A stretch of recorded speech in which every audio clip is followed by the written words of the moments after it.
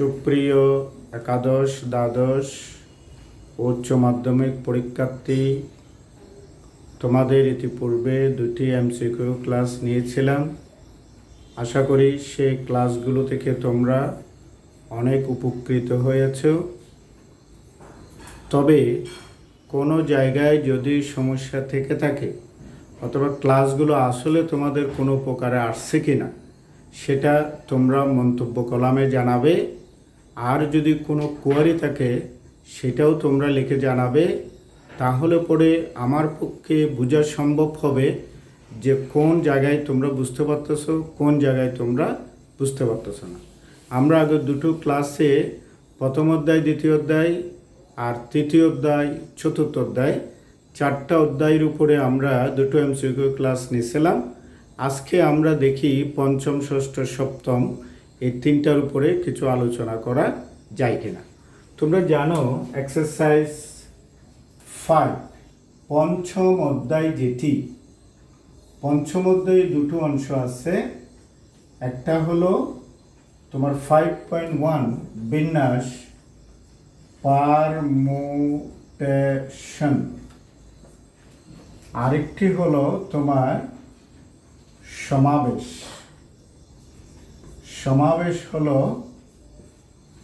Combination, বিন্যাস ও সমাবেশ। প্রথম কথা হলো বিন্যাস কাকে বলে?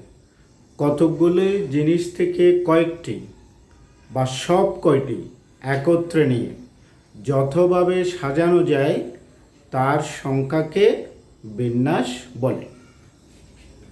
অনেকগুলো কথাবার্তা আছে, আমরা শর্টকাটে জাস্ট কথাগুলো বলতে চাচ্ছি।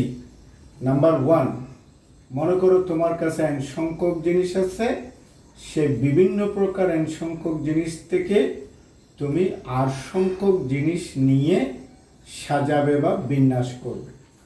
n সংখ্যক জিনিস থেকে p মানে হলো পারমুটেশনের p, r মানে হলো r সংখ্যক জিনিস নিয়ে তুমি সাজাবে। তাহলে হচ্ছেটা কি? ফ্যাক্টোরিয়াল n, নিচে হবে n মাইনাস r ফ্যাক্টোরিয়াল। এটি হলো বিন্যাসের প্রধান সূত্র। n সংখ্যক জিনিস থেকে r সংখ্যক জিনিস নিয়ে যতভাবে সাজানো যায় তার সূত্র হলো এটি।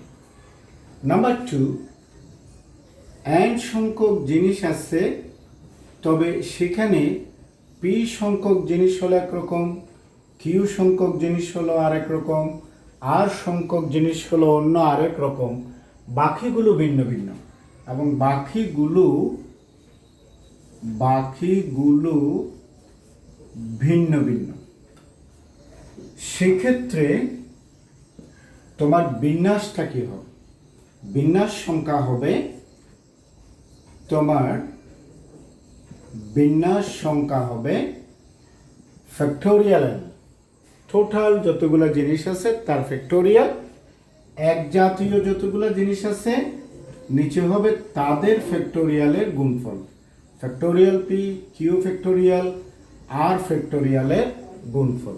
মনে করো তোমার কাছে 20টা কলম আছে, 20খানা কলম আছে, সেখানে 5টি কলম হলো হোয়াইট, 6টি কলম হলো রেড, 7টি কলম হলো ব্লু। তাহলে বিন্যাস সংখ্যা হবে উপরে 20 ফ্যাক্টোরিয়াল, 5টি সাদা ফ্যাক্টোরিয়াল 5, তারপরে 6টি লাল হলে পরে 6 ফ্যাক্টোরিয়াল, 7টা ব্লু হলে পরে 7 ফ্যাক্টোরিয়াল। এটাকে ক্যালকুলেশন করে তুমি যা পাবে সেটাই হবে তার ফলাফল। নাম্বার 3, মূল যে তিনটা সূত্র লাগে সেটি আমরা বলছি। n সংখ্যক জিনিস থেকে প্রতিবারে r সংখ্যক জিনিস নেবে, যেখানে প্রতিটি জিনিসের r সংখ্যক বার পুনরাবৃত্ত হওয়ার সুযোগ আছে। এক্ষেত্রে বিন্যাস সংখ্যা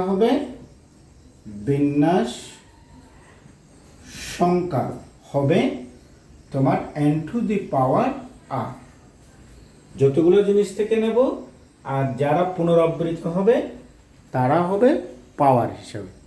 যেমন একটা প্র্যাকটিক্যাল উদাহরণ যদি বলি, মনে করো তোমরা জানো যে বাজারে বিক্রির জন্য যে ব্রিফকেসগুলো আছে সেগুলোতে 3টা রিং থাকে। প্রথম যে রিংটা আছে 0 1 2 3 4 5 6 7 8 9, সেম দ্বিতীয় রিংও থাকবে, তৃতীয় রিংও থাকবে। মনে করো বাজারে একটি ব্রিফকেস বিক্রির জন্য অপেক্ষায় আছে এমন ব্রিফকেসে তোমার লক সিস্টেমে 000 লকিং করা আছে। এই যে 000 আছে, 00তে তুমি যদি টান দাও ব্রিফকেসটা খুলে যাবে।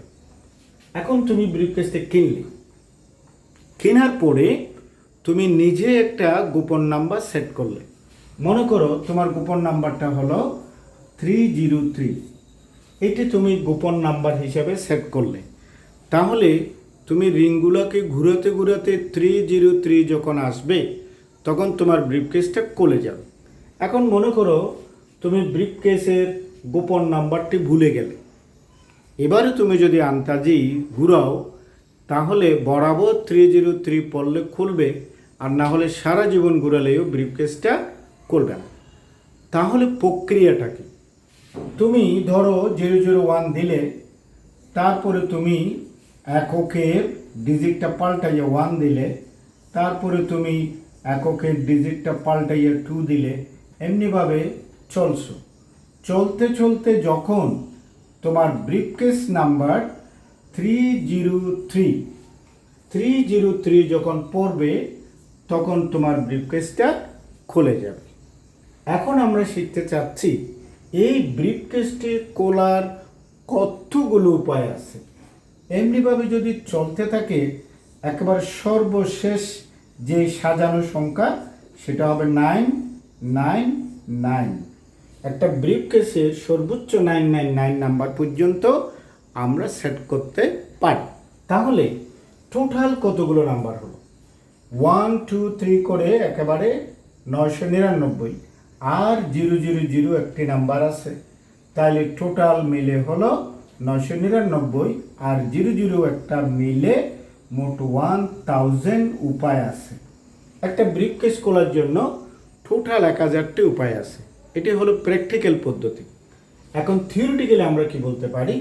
আমরা বলছি যে এই যে 0 থেকে 9 পর্যন্ত 10টি সংখ্যা আছে, সেই 10টি নাম্বার থেকে 3টা করে নাম্বার নিয়ে নিয়ে সাজালে পরে ব্রিফকেসটি খোলা যাবে, এবং প্রতিটি নাম্বারের 3 বার করে পুনরাবৃত্ত হওয়ার সুযোগ আছে। তাহলে ব্রিফকেস খোলার মোট উপায় হলো 10 টু দি পাওয়ার 3। এই যে 10টি নাম্বার থেকে নিচ্ছি 10, 3টা নাম্বার নিয়ে সাজাচ্ছি 3, এবং প্রত্যেকের 3 বার করে আসার সুযোগ আছে। সো একটা ব্রিফকেস খোলার মোট উপায় হলো 1000। প্র্যাকটিক্যালিও 1000, থিওরিটিক্যালিও 1000 পাচ্ছি। কিন্তু ব্রিফকেসটি খুলবে একবার। তাহলে প্রশ্নটা হবে যে ব্রিফকেসটি খোলা যাবে না এমন বিন্যাস সংখ্যা নির্ণয় করো। তাহলে আমরা জানি একবার খোলা যাবে, আর টোটাল 1000 উপায় আছে। তাহলে 1000 থেকে আমি যদি একবার বিয়োগ দিই তাহলে পরে 999 বার ব্রিফকেসটি খোলা যাবে না। এই টাইপের যত লক সিস্টেমের অঙ্ক আছে আমরা এই সূত্র ব্যবহার করে করতে পারি। যেমন একটা অঙ্ক আছে, সেখানে 4টা রিং আছে, প্রত্যেক রিংয়ে 5টা করে এলপিবিট আছে। তাহলে এখানে ওই ব্রিফকেসটা খোলার বা ওই ব্যাগটি খোলার উপায় হলো 5 টু দি পাওয়ার 4। আমরা যদি এটাকে ভাঙাই 625 উপায় আছে এটি খোলার জন্য, কিন্তু এটা আসলে খুলবে একবার। তাহলে খোলা যাবে না এমন উপায় হলো 625 মাইনাস 1, তাইলে হলো 624টি উপায় আছে। এই সূত্রগুলো যদি তুমি জানো, এর ব্যবহার জানো, তাহলে পরে বিন্যাসের অঙ্কগুলা তোমার পক্ষে করা সম্ভব। এবার আমরা একটু জানব সমাবেশের জন্য উপায়টা কি। সমাবেশের জন্য উপায় হলো, আমি একটু কম্পেয়ার করার জন্য মূল সূত্রটা রেখে দিলাম।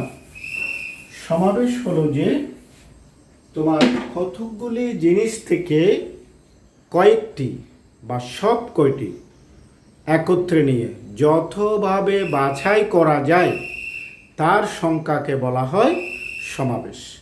তাইলে যতগুলো জিনিস আছে সবাইকে নাও, অংশবিশেষ নাও, যত রকমভাবে বাছাই করা যাবে ওই বাছাই সংখ্যাটাকে বলা হবে সমাবেশ।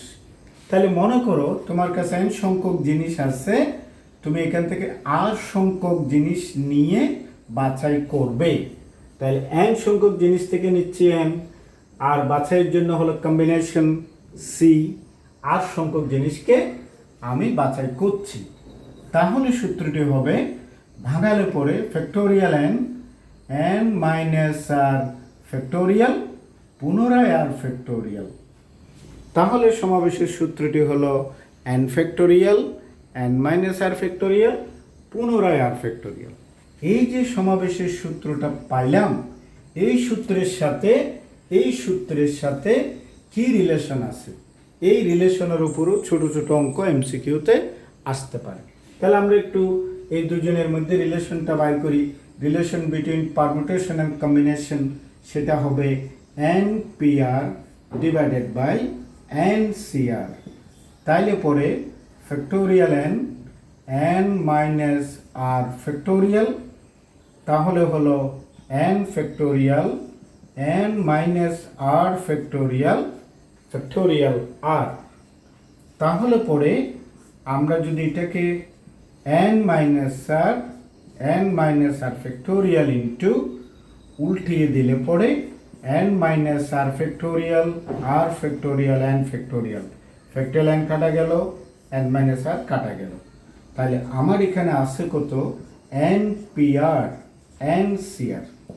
সুতরাং NPR সমান ফ্যাক্টোরিয়াল r ইন্টু NCR, অর্থাৎ বিন্যাস সংখ্যা হলো সমাবেশ সংখ্যার যতটাকে নেবে তার ফ্যাক্টোরিয়াল গুণিতক।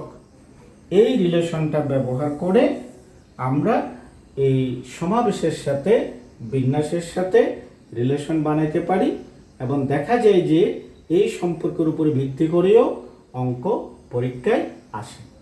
তাহলে যদি দেখা না যায়, আবার একটু লিখি, এটি হলো NPR factorial r into NCR।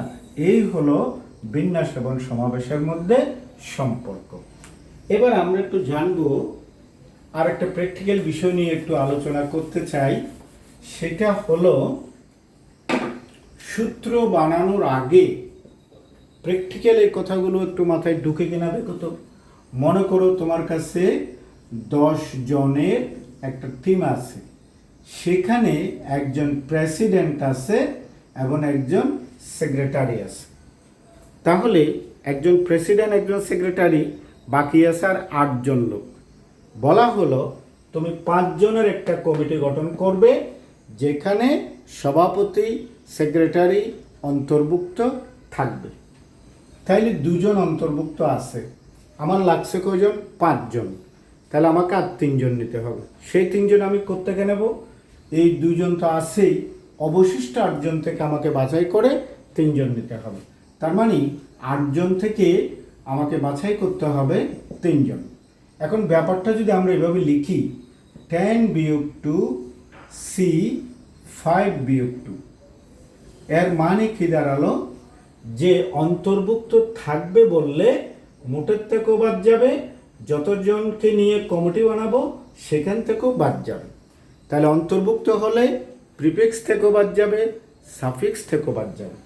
তাহলে কি আমরা কথাটা এভাবে বলতে পারি যে n সংখ্যক জিনিস থেকে r সংখ্যক জিনিস নিয়ে গঠিত সমাবেশ, যেখানে q সংখ্যক মানুষ সর্বদা অন্তর্ভুক্ত থাকবে।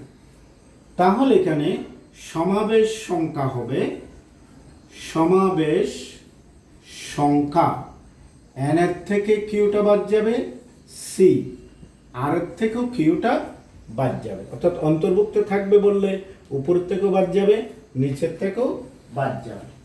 আবার আমরা যদি এভাবে বলি, এই যে 10 জন লোককে নিলাম, 10 জন লোকের আমি যে কমিটি বানাবো, সেই কমিটিতে প্রেসিডেন্ট সেক্রেটারি 2 জন থাকতেই পারবে না। তাহলে প্রেসিডেন্ট সেক্রেটারি থাকতে পারবে না, অবশিষ্ট 8 জন থেকে আমাকে 5 জনকে নিতে হচ্ছে। তাহলে আমি ব্যাপারটা এভাবে বলতে পারি, 10 জন থেকে প্রেসিডেন্ট সেক্রেটারি বাদ আমি বাছাই করছি 5 জনকে। তার মানে অন্তর্ভুক্ত থাকবে না যদি বলে, তাহলে প্রিফিক্স থেকে বাদ যাবে, সাফিক্স থেকে বাদ যাবে না। তাহলে ব্যাপারটা দাঁড়ালো কি, যে এন সংখ্যক জিনিস থেকে আর সংখ্যক জিনিসকে নিয়ে সমাবেশ, যেখানে কিউ সংখ্যক জিনিস অন্তর্ভুক্ত থাকবে না। তাহলে পরে সমাবেশ সংখ্যা হবে যে আমার উপরের থেকে বাদ যাবে, নিচের থেকে বাদ যাবে না। 3 নম্বরে আরেকটি সূত্র আছে তোমার, সম্পূরক সমাবেশ। সম্পূরক সমাবেশ হলো তোমার NCR সমান NCN মাইনাস আর, NCR n মাইনাস আর। অর্থাৎ মনে করো তুমি যদি 7C3 এর মান বাইর করো আর 7 থেকে 3 গেলে পরে 4 এর মান বাইর করো, ফলাফল একই হবে। 7C3 7C4 এর ফলাফল হবে কি, অর্থাৎ এখানে 3 আছে আর এখানে 7 থেকে 3টা বাদ দিয়ে 4টা লিখছি। তুমি যদি ক্যালকুলেটরে 7C3 কে ভাঙাও, 7C4 কে ভাঙাও, ফলাফল একই আসবে। আবার তোমাদের মনে পড়ে কিনা দেখো, দ্বিপদী চ্যাপ্টার আমরা এরকমও করেছিলাম যে NCX সমান NCY হলে পরে এই সাফিক্সের XI ও Y সমান হবে, সাফিক্সের X আর Y সমান। যদি কোনো কারণে X এবং Y সমান না হয়, তাহলে তাদের যোগফলের মানটা উপরের n এর সমান হবে।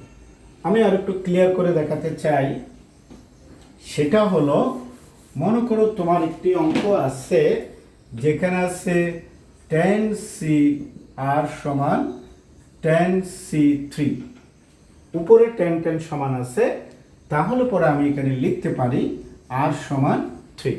উপরের দুজন সমান, নিচের দুজনও সমান হবে। কোনো কারণে যদি এমন হয় যে এখানে আরেক জায়গায় R+2, এখন স্পষ্ট বোঝা যায় আর এবং R+2টা সমান নয়। যদি সেটা না হয়, যেহেতু আর ইজ নট ইকুয়াল R+2, তাইলে পরে আর এর সাথে R+2 এর যোগ করলে 10 এর সমান হবে। অর্থাৎ নিচের দুটো যদি সমান না হয়, তাদের যোগফলের মানটা উপরেরটা সমান হবে। ফলে এখান থেকে তুমি যদি ক্যালকুলেশন করো, তাহলে পরে আর এর মানটি 4 পাওয়া যাবে। এই সূত্রটার সাথে এই সম্পূরক সমাবেশের সূত্রটার একটা মিল আছে, যে উপরের n সমান হলে এখানে আর নিলেও যে রেজাল্ট আসবে, n এর থেকে আর বিয়োগ করলেও একই ফলাফল আসবে।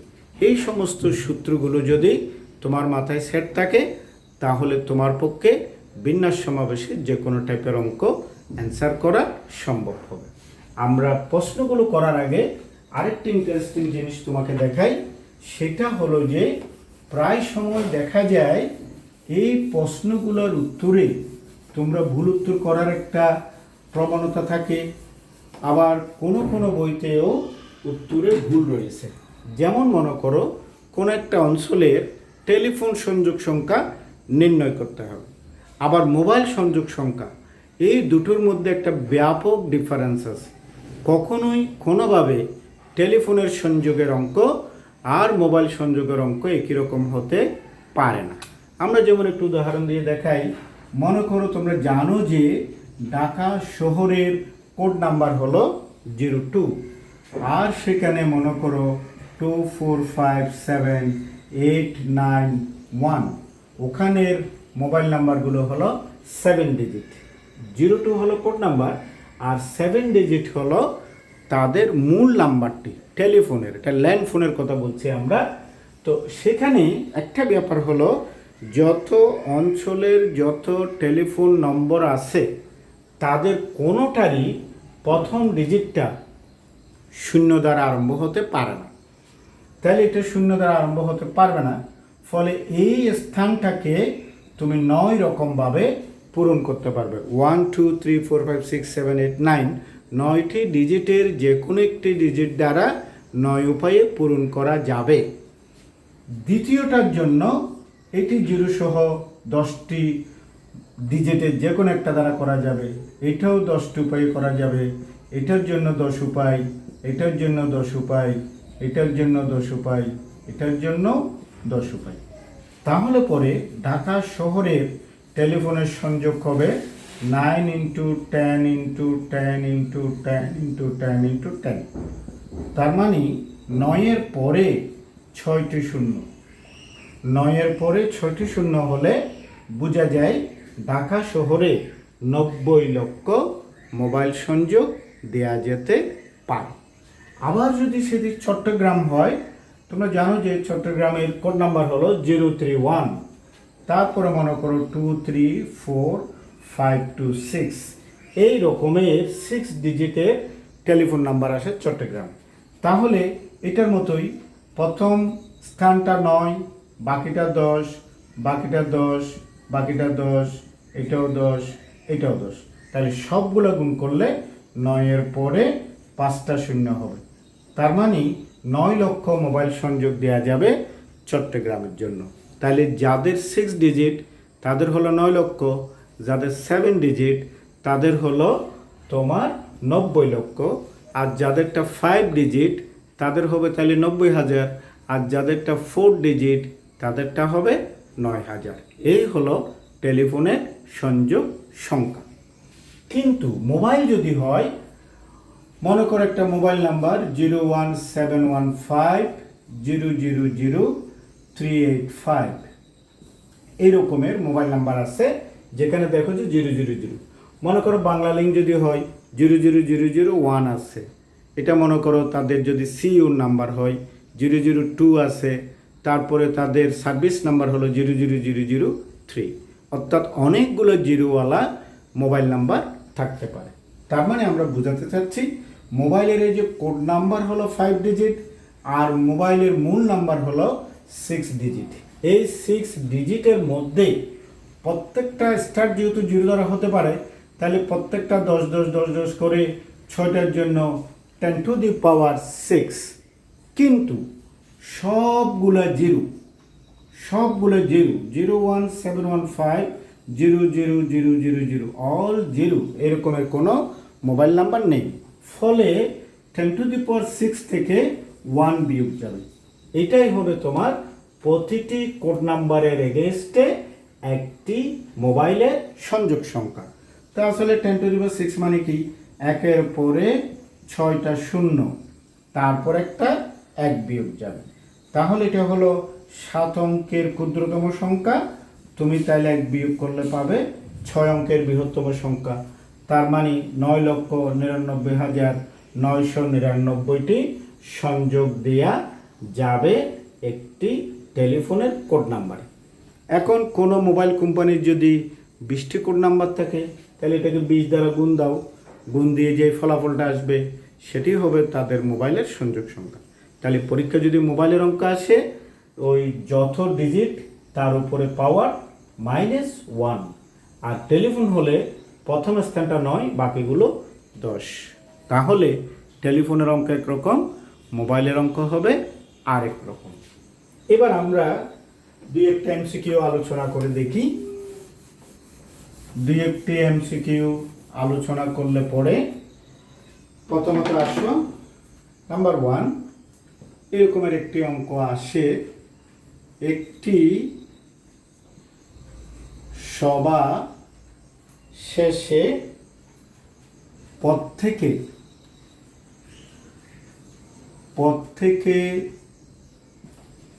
প্রত্যেকের সাথে করমর্দন করলে মোট করমর্দনের সংখ্যা 66 হলে সদস্য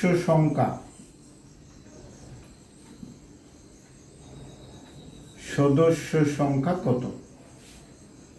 একটা সবাই প্রত্যেকের সাথে হ্যান্ডশেক করবে, তাহলে 66 যদি হ্যান্ডশেক সংখ্যা বা করমর্দন সংখ্যা হয়, উপস্থিত সদস্য সংখ্যা কত হবে?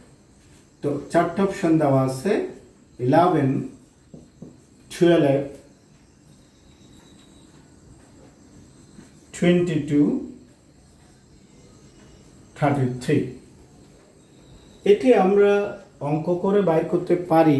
অঙ্ক করে বাইর করলে প্রত্যেকের সাথে যদি করে তাহলে NC2 সমান 66, এটি ধরে আমাকে সংখ্যাটা বের করতে হবে।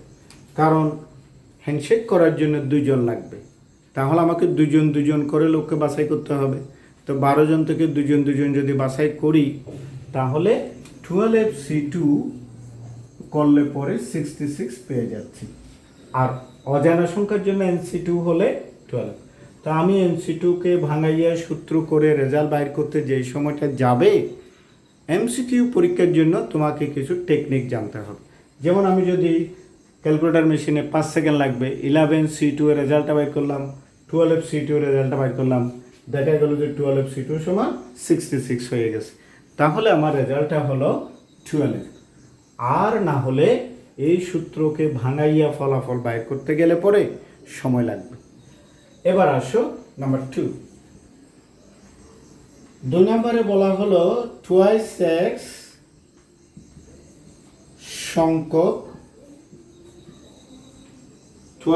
সংখ্যক জিনিস দুইজনের মধ্যে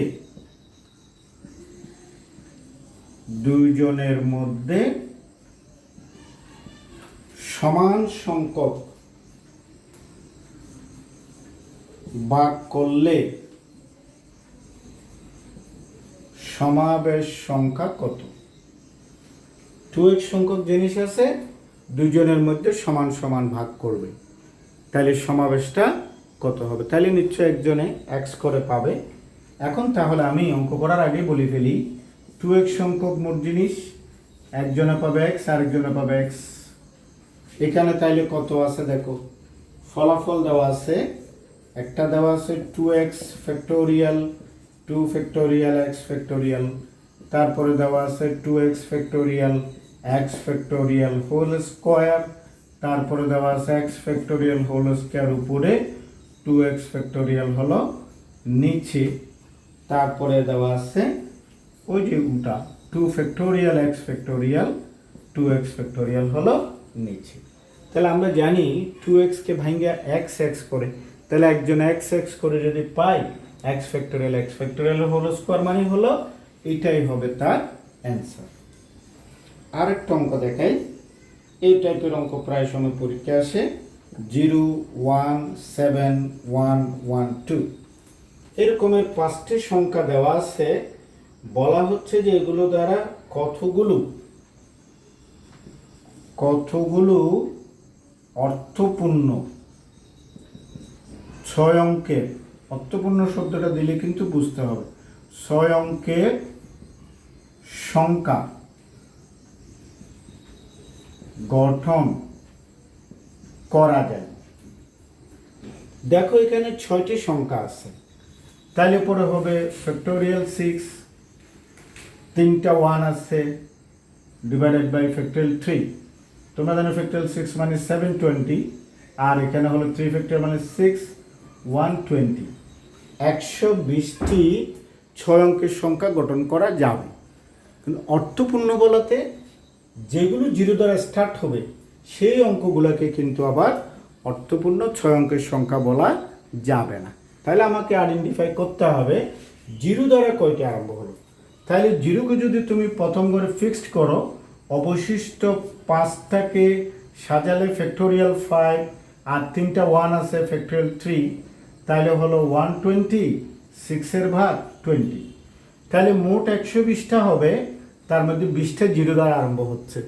সুতরাং 120টা থেকে এই 0 দ্বারা আরম্ভ 20টা যদি বাদ দিই, 100টি সংখ্যা হবে 6 অঙ্কের অর্থপূর্ণ সংখ্যা। তো অপশনগুলো কি দেওয়া আছে দেখি, তারা দিয়েছে 100, তারা দিয়েছে 120, তারপরে তারা দিয়েছে 300, এগুলোর পিছনে ব্যাখ্যা আছে, তারপরে দিয়েছে 720। ওই যে অনেকে ডাইরেক্ট ফ্যাক্টোরিয়াল 6 লিখে দিবে, অনেকে ফ্যাক্টোরিয়াল 6কে 2 দিয়ে 2 ভাগ করে দিবে, বিভিন্ন রকমভাবে অ্যান্সারগুলো আসতে পারে। বাট আমি যদি সূত্র জানি, আমি বুঝতে পারলাম যে টোটাল 120টা, তার মধ্যে 0 দ্বারা আরম্ভ হবে 20টা, তাহলে 120 থেকে 20 যদি বাদ যায় 100টাই হবে আমার কারেক্ট অ্যান্সার। ঠিক আছে। তারপরে হতে পারে তোমার বিভিন্ন ধরনের ইংরেজি শব্দ দিয়ে বিন্যাসের প্রচুর অঙ্ক আছে, সমাবেশের প্রচুর অঙ্ক আছে, বইগুলোতে সেই অঙ্কগুলো তোমাকে করতে হবে। যেমন মনে করো আমেরিকার উপরে কিন্তু অনেকগুলো অঙ্ক আছে। আমেরিকা একটা শব্দ আছে, এই শব্দটা দিয়ে মোট কতগুলো সংখ্যা গঠন করা যাবে? তাহলে তুমি জানো যে এখানে 7টা বর্ণ আছে, ফ্যাক্টোরিয়াল 7, 2টা আছে ডিভাইডেড বাই ফ্যাক্টোরিয়াল 2। আবার অনেক সময় আসে আমেরিকা শব্দের বর্ণগুলোকে কতভাবে পুনর্বিন্যাস করা যাবে। পুনর্বিন্যাস শব্দটা যদি লাগায়, তাহলে আমেরিকা যে নিজস্ব একটি সাজানো শব্দ, এটা বাদ দিয়ে অবশিষ্টগুলোকে লিখতে হবে। অর্থাৎ বিন্যাস বললে উত্তর যা হবে, পুনর্বিন্যাস বললে তার নিজেরটাকে বাদ দিতে হবে, দ্যাট ইজ 1 বাদ যাবে। তাহলে আমেরিকা শব্দটিকে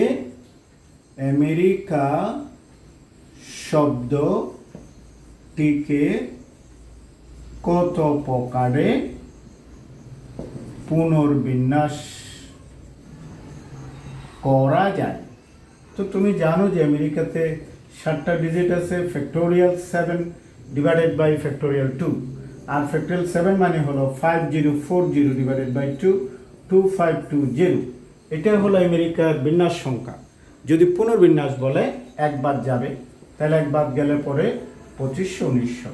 তো অপশনগুলা তোমার রয়েছে 2519, তারপরে রয়েছে তোমার 2520, তারপরে ওই যে ফ্যাক্টোরিয়াল 2 এর ভাগটা যদি না দিয়ে ভুল করে 5040 লিখে, তাহলে পুনর্বিন্যাসের জন্য 5039 হতে পারে। আর যদি পুরাটাকে করে 5040 হতে পারে। এই অপশনগুলোর মধ্যে এটাই হলো তোমার কারেক্ট অ্যান্সার।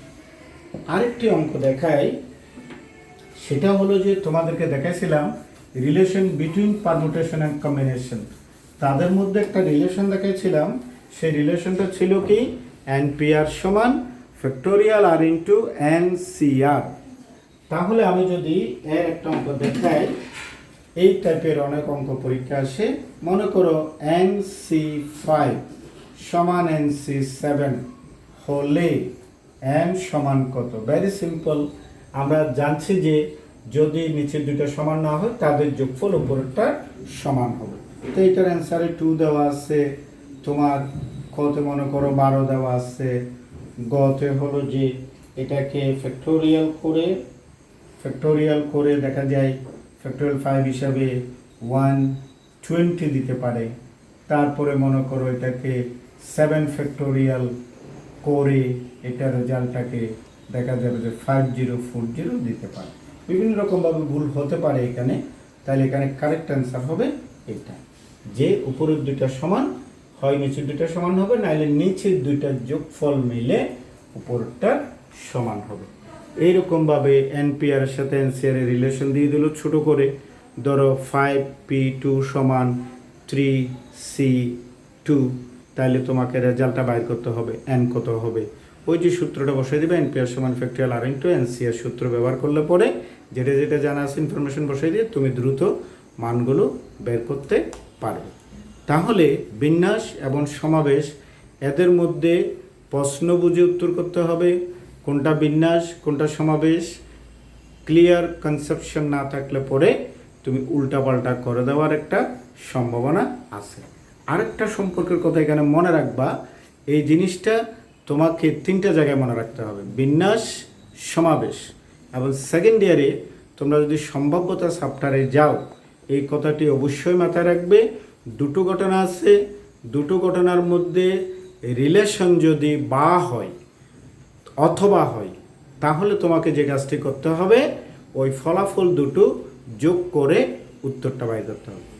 যদি হয় যে রিলেশনটা, তাদের মধ্যে যে রিলেশন সেটা যদি অ্যান্ড হয়, ও হয়, তাহলে ওই সম্পর্ক দুইটি পরস্পরের সাথে গুণ করতে হবে।